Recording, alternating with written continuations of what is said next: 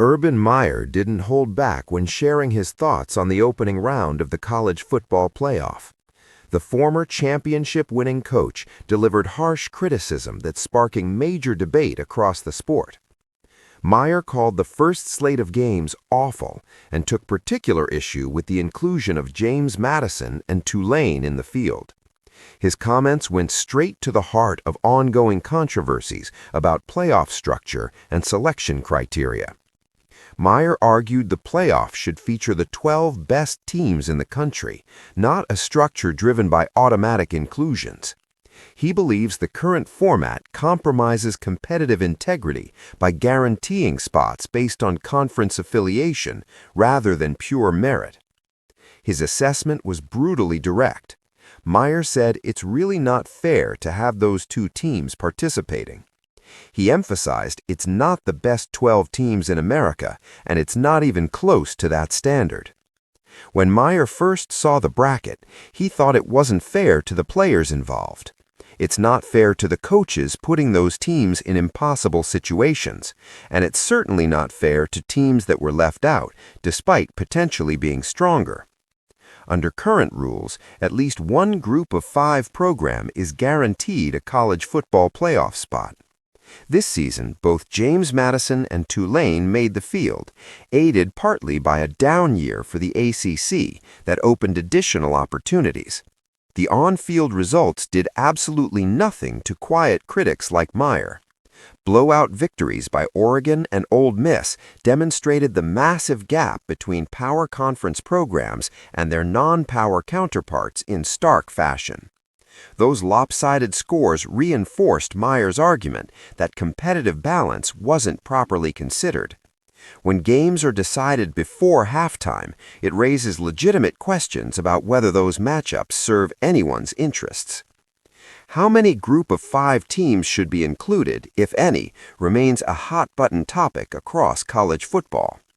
Passionate arguments exist on both sides about rewarding smaller programs versus ensuring the most competitive field possible. Some argue group of 5 inclusion provides necessary access and opportunities for programs outside traditional power structures.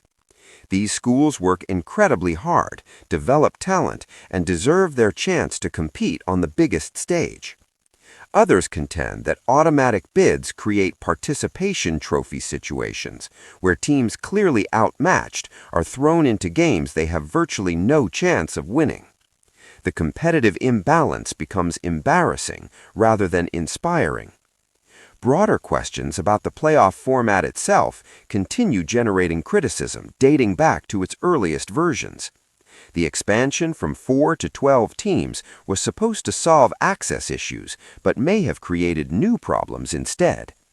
The structure attempts balancing automatic qualifiers with at-large selections, conference champions with overall strength, traditional powers with emerging programs.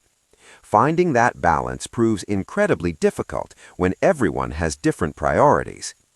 Meyer's willingness to speak so bluntly carries significant weight given his coaching pedigree. 3 national championships and consistent success at multiple programs gives his opinion credibility that resonates throughout the sport. When a figure as prominent as Meyer publicly questions the system, it signals these conversations are far from over. His comments will fuel ongoing debates about what the playoff should prioritize and who deserves inclusion. The James Madison and Tulane situations became case studies for both sides of the argument. Their inclusion represented opportunity and access for some, undeserved spots and wasted games for others.